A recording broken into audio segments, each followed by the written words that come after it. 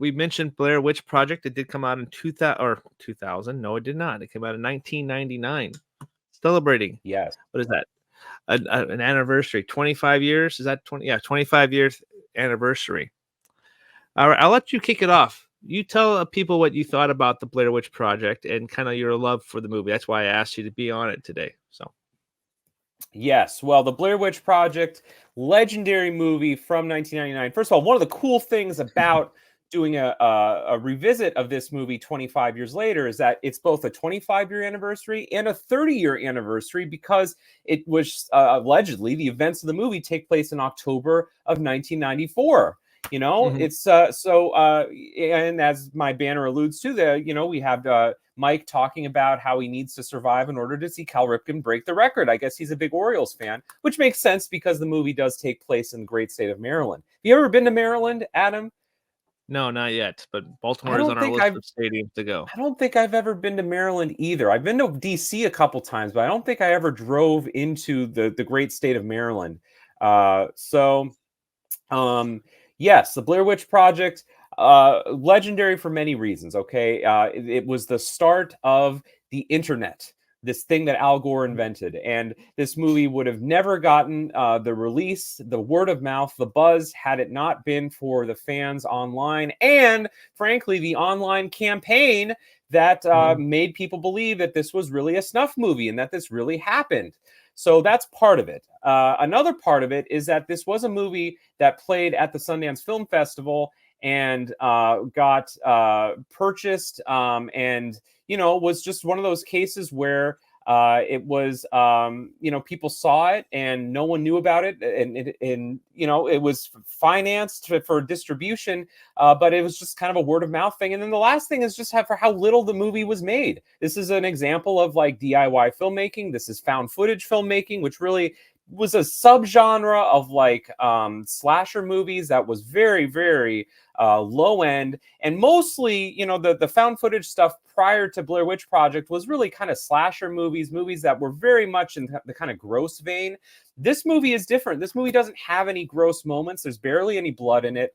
Everything that is terrifying is off screen, perhaps frustratingly so to some viewers, but for me, I've always been an adherent of John Carpenter and Steven Spielberg. Spielberg, of course, made Jaws with the mechanical shark, Bruce, not working, right? And so he had to resort to really having the first 90 minutes of the movie never seeing the shark. In the Blair Witch Project, it's the exact same thing. I mean, imagine how much weaker of a movie it would have been with some, non-professional actor wearing a bloody mask, with some sort of lame costume and like ketchup for blood. No one wants to see that. So this movie did an incredible job of heightening the suspense and tension by acknowledging the fact that the scariest things in life are the things that you cannot see. There's a line that Heather says at the end of the movie where she says, I'm afraid to close my eyes, but I'm even more afraid to open them. So this movie is legendary in the annals of horror films. Now, I'm a little older than you, Adam. I did not see this movie in a theater. I wanted to. I was aware of this movie when it came out when I was 12 years old. I wanted to see it. My parents did not like me going to R-rated movies. So I think the first time I saw it was on video cassette, maybe at a friend's house. And it was absolutely, positively terrifying.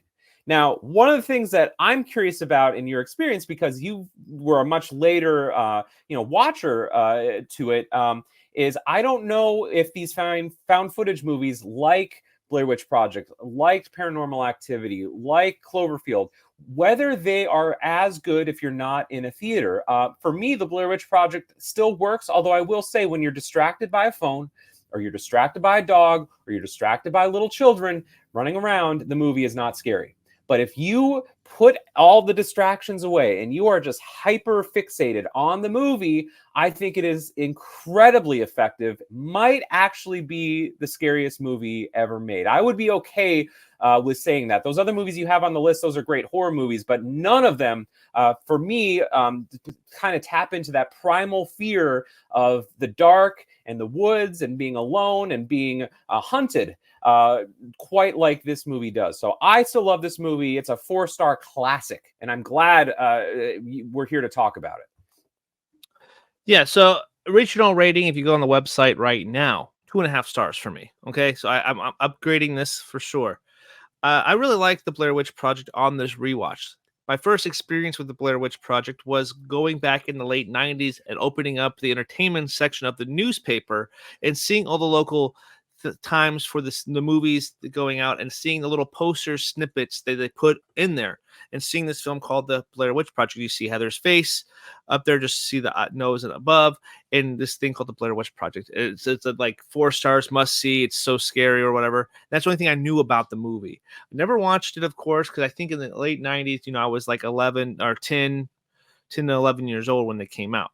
So when I actually did watch, I think it was about maybe 11 to 12 years ago. No, yeah, about 13 years ago, I would say, but let's give or take a couple years.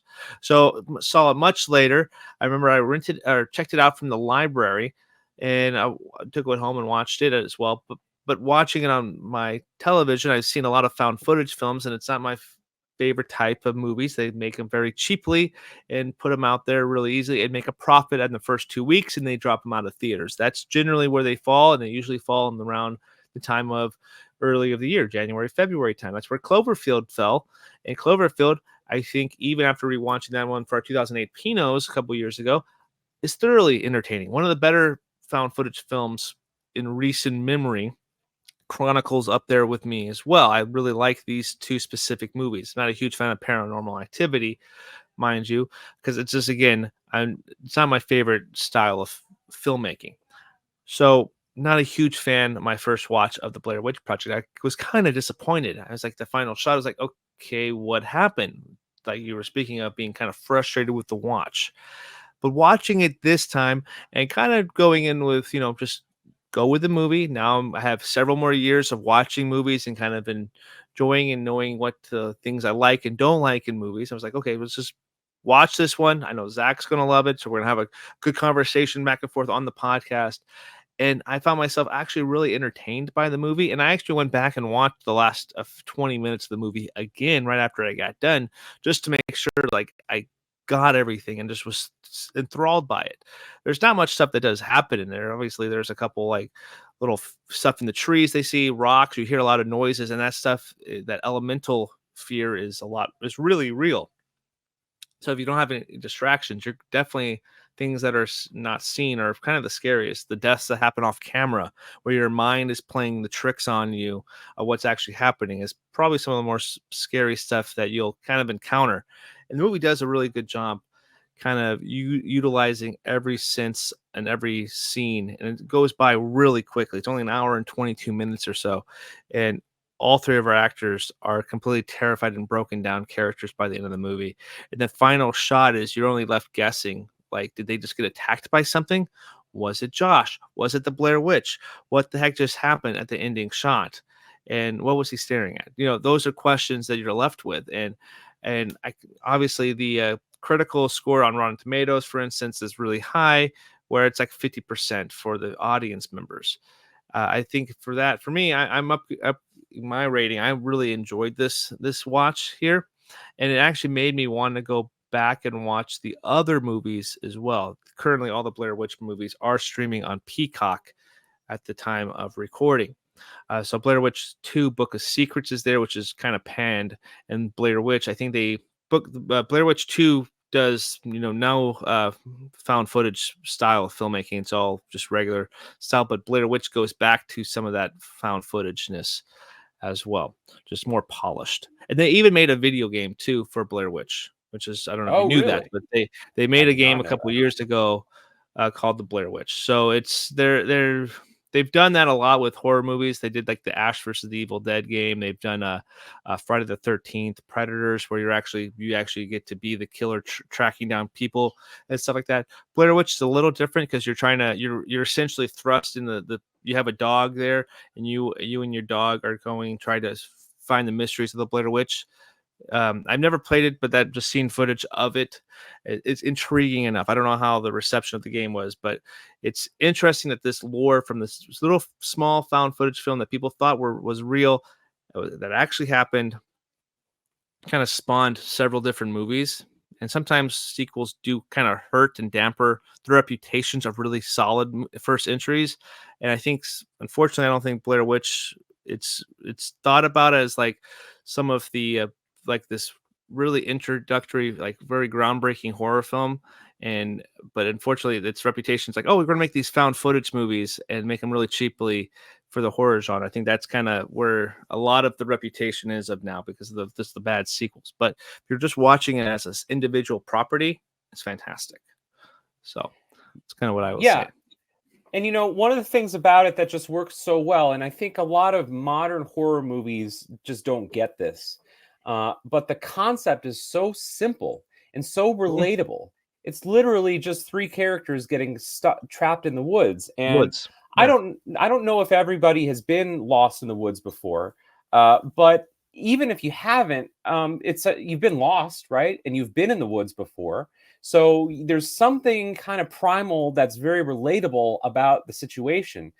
And then just as like looking at the horror tropes of this movie, it is they are trapped, but there's nothing that's enclosing them in the space. Like they can walk around wherever they want to, but there's no escape. It's literally like a video game that just you keep going and going, and then it wraps you around the place that you were before. I guess very Grand Theft Auto San Andreas style, I would say. But the movie is like it's frustrating because you feel the way that they do when they see that log again. It's like yeah, I mean that would make sense that you've traveled all this way just to see the same shit that you're seeing before. You The traveled map. 14 hours to go to the same spot. I mean, okay, one of the things I like about this movie is that for the most part, these are actually fairly smart characters for a horror movie. Those standards are pretty low, but you do wonder why they would take a map into the woods that was unreadable. Apparently, I mean, the Mike says that it's like it's Greek to him, and we don't know if Heather really fully understands the map. So, in a sense, it maybe makes it a little bit more relatable. Not relatable, but not quite as evil as it might seem when Mike throws it away, because it was a pretty useless map. And if the Blair Witch Project really was out to get them, then no map was going to save them. But this gets to another part of the movie that's fascinating: is that I don't really think you could make the Blair Witch Project today. Just in the same way that you couldn't make You've Got Mail, and you couldn't make a bunch of movies that very much fixated on 90s technology. Like obviously they would have cell phones today, and maybe maybe the cell reception would be bad, but there would be satellites that could find them. There could be GPS tracking technology. Like this movie had to be set in the 1990s or maybe the 1980s, because if it was significantly before that, I don't think we would have this DIY, the realism of them actually filming a video for Heather's senior thesis or whatever. But if it was many years after 1994 or 1999, then you would say, why don't these characters have cell phones? It is unrealistic. I mean, they even talk about how, Heather says we've destroyed most of our natural resources. There's no way we could be this abandoned. But in this short time span, this tenure, this era that the movie is set in, it is very realistic that someone could have been lost and trapped in the woods without any sort of GPS or tracking or recognition whatsoever. Hmm.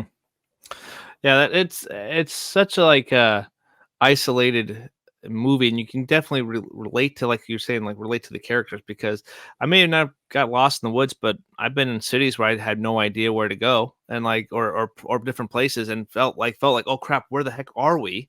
I don't know anybody here, and I'm too proud to actually ask. And it's like start playing mind games and having that isolation of them just being out in the middle of nowhere where they don't have anybody around, and they're going around in circles, and you just feel like you can't even. You take 2 steps forward, 4 steps back, type of thing. So you're really not going anywhere. Yeah. Just and really isolated, and you're just laying in pitch darkness, and you're just hearing noises. And are they really hearing stuff, or is their brain just playing tricks on them? Is it is it an animal? Is it the Blair Witch? What is going on out there? And especially when you start hearing the voices near the end of it, it's like, it's Josh, it's him. We gotta go. He's upstairs. No, he's back downstairs. Like, how the heck did he get downstairs? All the stuff that's out their mind. They're completely starting to break down, which is a fascinating, like, journey to see their sanity just start slowly slipping away, with every passing moment, and seeing that iconic shot so many years later of just her not wanting to close her eyes, but doesn't want to keep her eyes open, and basically doesn't blink the entire scene. And you see just her tears just rolling, her eyes dilated, her nose, the snotty nose coming down too. It's like, is that one of the most like influential, like if you're looking at the like one of some of the best scenes from the 90s, if you're just doing like a top 25 list of best scenes from the 90s, is Blair Witch, that scene from Blair Witch, is that going to make your list? Like it's going to be in the conversation. I would say if it doesn't make your list, it's going to be in the conversation as one of the more iconic images from the 90s. Yeah, absolutely. It would make my list, of course. And I think it goes back to the something that we're kind of circling around a little bit, which is these three actors are really good in this movie. And I think when this movie came out, and then everybody was like, "Oh yeah, this was all fake and it's all a joke and it's not real." Then people started shitting on the movie a little bit. There was a little bit of a backlash to it, in particular, a backlash to the actors, which is unfortunate because I think the three performances are really good. I would say if the weakest performance is probably Mike. I think there's a couple times when he goes a little over the top in ways that feel a little bit like movie acting. But Josh and Heather are like super realistic performances. They feel like real people.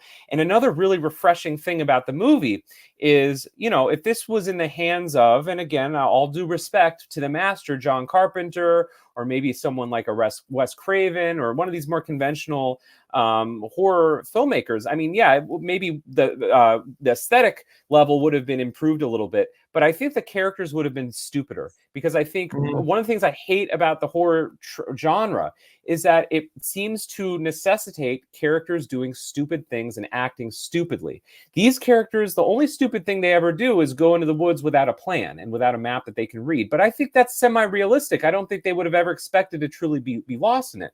They don't ever like try to conjure the witch. They don't take off their clothes and have sex in the water and the witch kills them. I mean, that's like the sleepaway camp shit. And this movie is so much better than that. Like, it's elevated, you know? Again, all due respect to those movies. I know you're a fan of them, but like this movie is about pretty intelligent people for the most part, very realistic people that, especially in your 20s, you know, you probably went to college with, and it makes sense why they're in the woods. She wants to film this project for her film school, for her class. And, you know, everything in this movie checks off in terms of realism. There isn't one scene where I ever ask myself, this feels like the filmmaker is stretching the boundaries of credibility for human behavior. It feels realistic. And I think that makes it all the more affecting. And of course, that scene at the very end of the movie, like, that's great acting. She should have been nominated for an Oscar for that shit. I guarantee you that was better than, you know, anything that, I mean, Hilary Swank was good in Boys Don't Cry. She probably deserved that Oscar, but like, you know, Heather Donahue is amazing in this movie. That's one of the most iconic. People think about that shot way more than they think about other performances from that year. So screw the Oscars. But I do remember this movie ended up on a lot of critics' top 10 lists. But again, it goes back to, I think these are smart characters and good performances, and obviously smart filmmakers who have seen a lot of horror movies and avoid some of those cliches and pitfalls. Yeah, let's mention the filmmakers here. Their names are Daniel Myrick and Eduardo Sanchez. I'm looking up their filmography here. They've only done Daniel Myrick only done like 9 films. He's done nothing of really a note other than Blair Witch Project and Eduardo Sanchez. I guess I have seen a couple of his movies. He's done about 14 films, and one of them, the prominent one, being VHS 2, which is getting its 4th film relatively soon, I hear. VHS is like a franchise where it's like a bunch of different like directors and different scenes and stuff like that. So that's an entertaining, you know, franchise, I guess, if you're into that thing. I'm not a biggest fan, but anyway, but yeah, so it's obviously they have that background in horror probably. And I didn't realize this too, looking at the main cast of Heather, Josh, and Michael. Josh and Michael, they're playing themselves. They have their character's name is their actual name, Michael Williams and Joshua Leonard, as well. At least that's what they're credited on Letterboxd here. But wasn't Heather also playing herself? No, her name was Rhea Hans. Rhea Hans. What are you talking about? That's her actual name, right? No, her name is Heather in the movie, right? Her name's Heather in the movie, but it's her. That's not her actual. Formally. She changed her name. Okay, disregard. She changed her Yes, name. legally changed her name, and I did not know this. I'm looking this up too for the first time. In 2020, changed her name to Rye Hence, and Yeah. became a medical marijuana grower.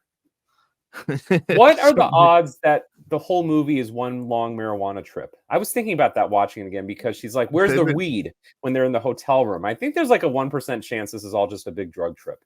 Yeah, Um, that's a but good one. It's like, where's the cigarettes? I found the cigarettes at the bottom of my bag. So I need a yeah, cigarette. right. The cigarettes, that that gives them a little bit of extra motivation at the end of the movie. Um, yeah, and actually one of the things that's fun about the movie, it's like a funny movie in the first 30 minutes. Like you're kind of on this journey with them. They're hanging out in the hotel drinking scotch, and then they're Yeah. interviewing people on the street. Now, a lot of what's fascinating about the movie to me is the fact that Heather is a film student. Okay. And Mhm. I think this movie has a lot to say about film school, I guess indirectly.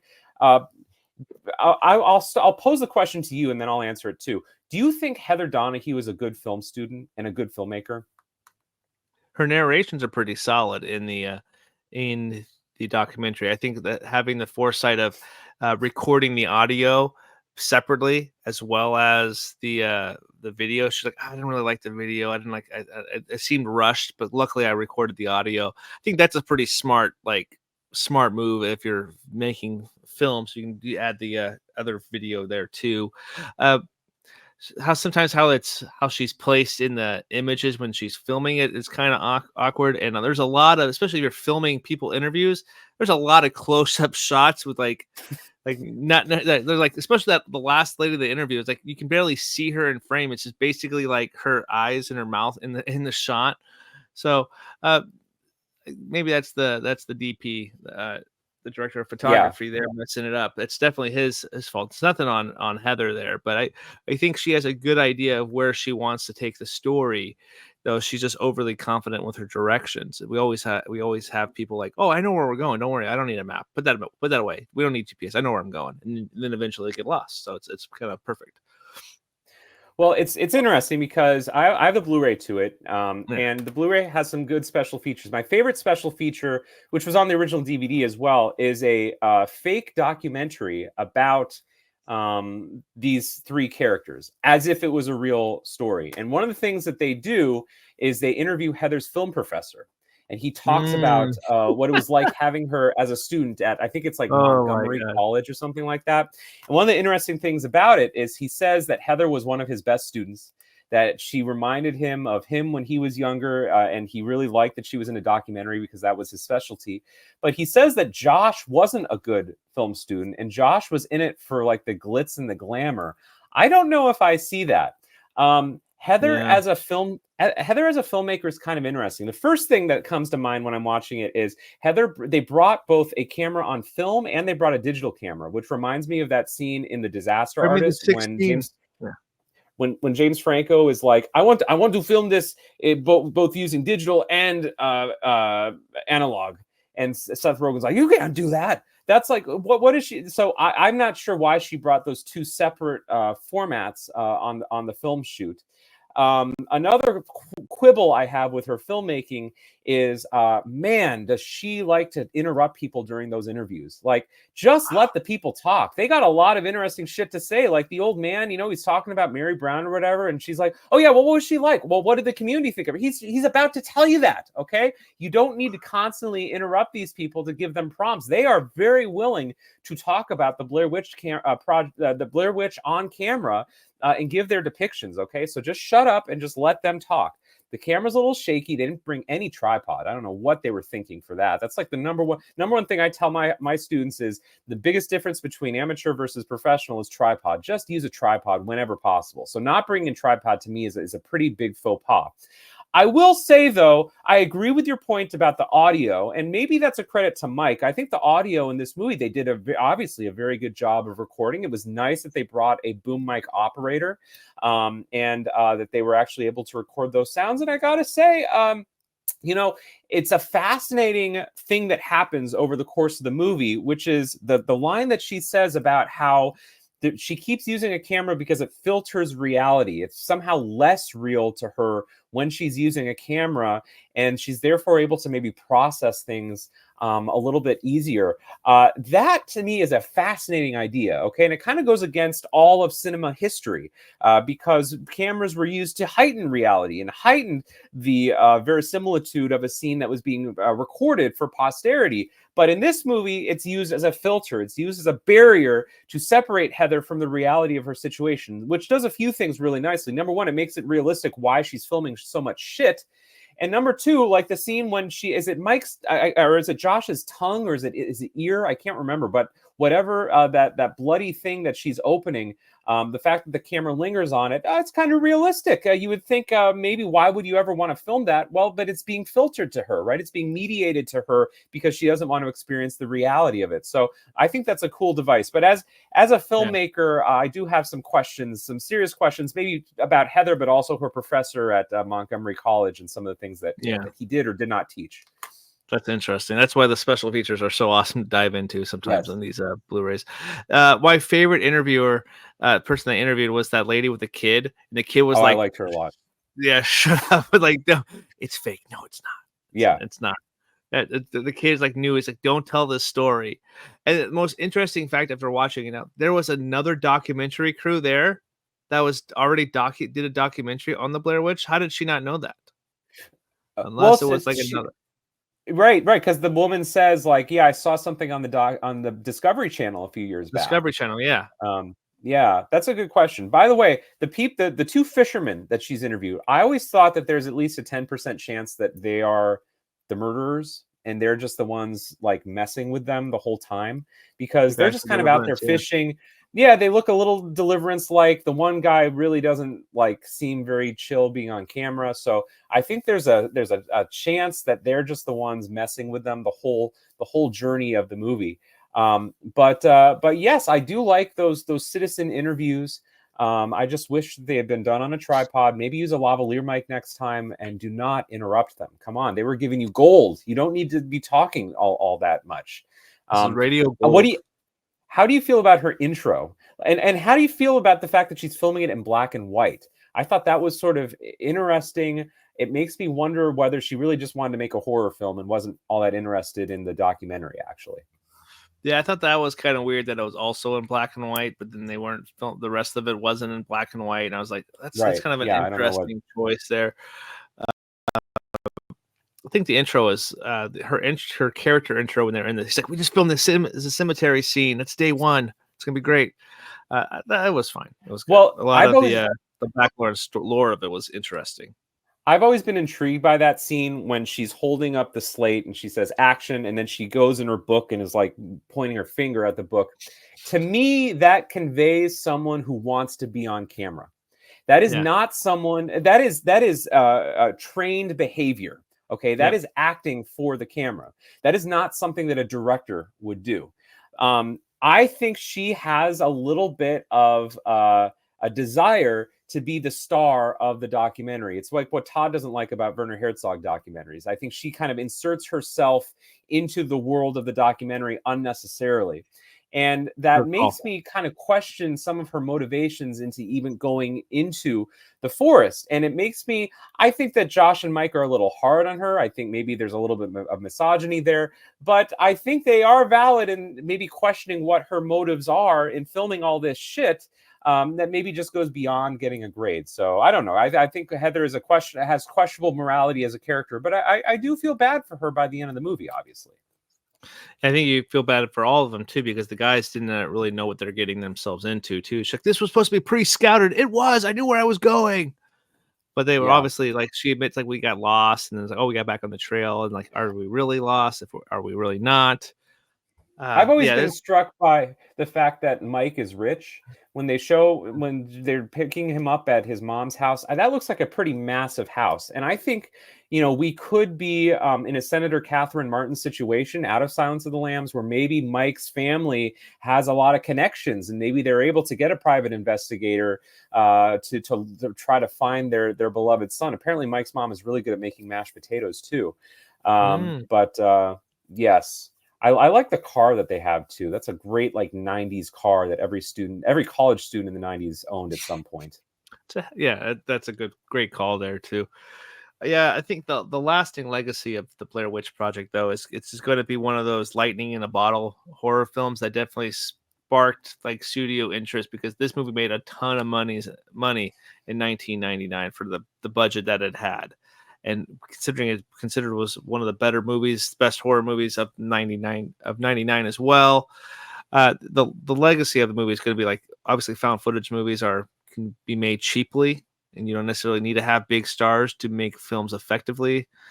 This one was different though because it was in theaters for a long time. It did make a lot of money too. It just wasn't in there for like a weekend, so that's cool. And then obviously they have the sequels there too. But it's such an effective movie that it has to be one of the better movies, best horror movies of the '90s too. So I think it has a pretty good legacy, and that people do remember fondly the Blair Witch Project. They just don't want to talk about those other movies. Yes, absolutely. And one of the real other cool things about it too is that even if it isn't a Blair Witch, and even if it is not a paranormal situation, then it's just Deliverance, and then it's terrifying Mm, too. It's like yeah. in a lot of horror movies, it either is real or it isn't real. And in this case, even if it isn't real, it might actually enhance the terror of the situation if you're just dealing with local hillbillies that are terrorizing you. Whereas in a lot of other horror movies, if it's not supernatural, then it's just the figment of someone's imagination. Therefore, it's not quite as cool. But for this movie, either scenario just makes it really, really awesome. Hey, I have a couple more questions I want to ask you about Sure. this movie before we sign off. Okay, I could not help but write this one down. Do you find Heather attractive?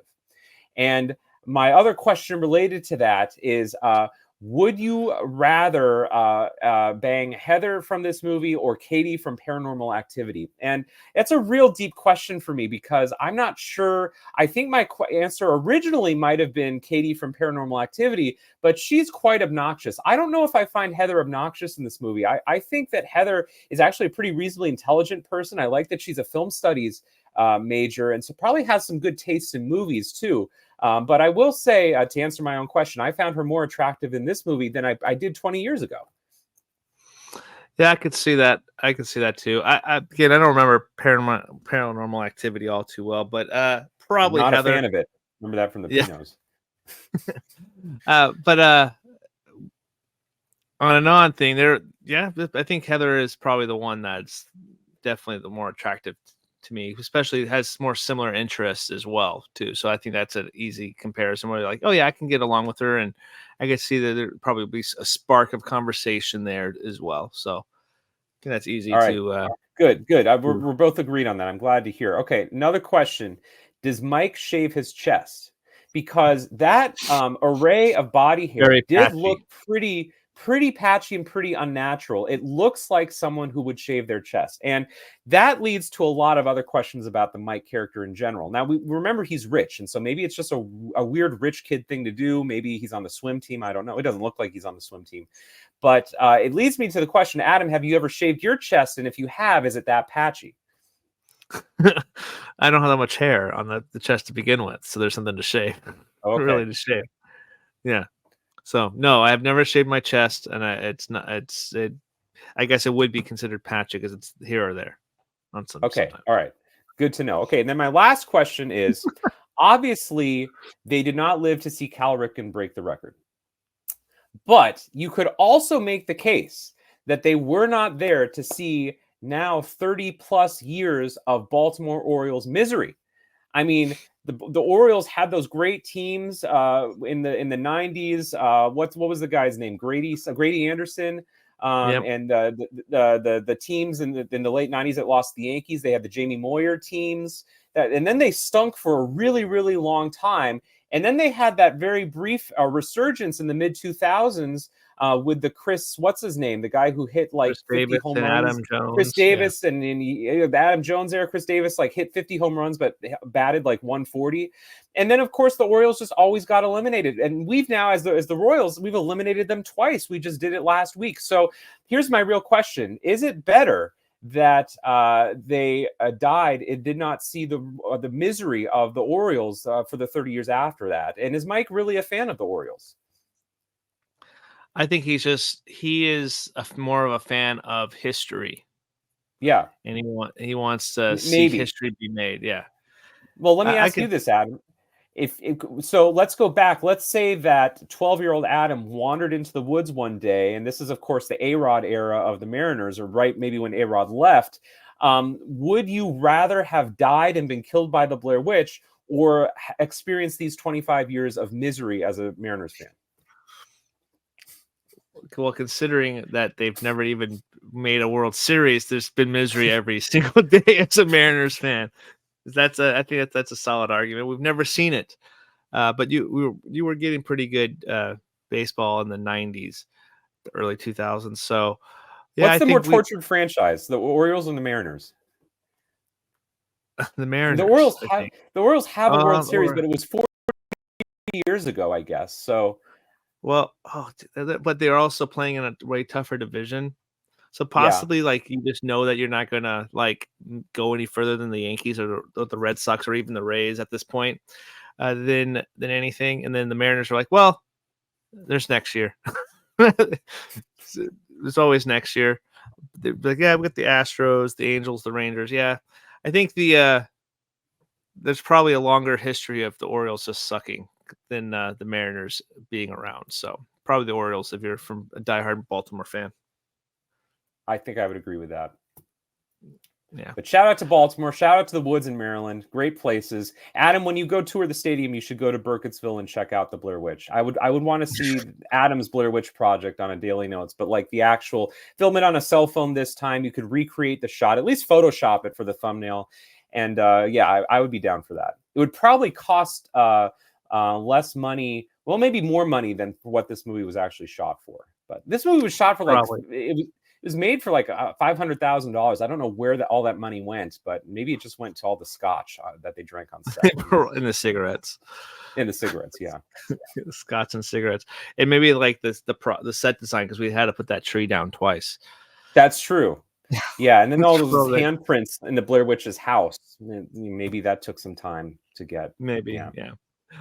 Well, that's our thoughts and breakdown 25 years later of the Blair Witch. Have you guys seen this movie recently, or you're planning on revisiting? Let us know in the comments section down below if you're watching on YouTube, and if you are listening to us on your podcast, make sure you guys like, share, and review us there as well. My name's Adam. That's Zach. Until next time, go watch a horror movie. We'll see you later.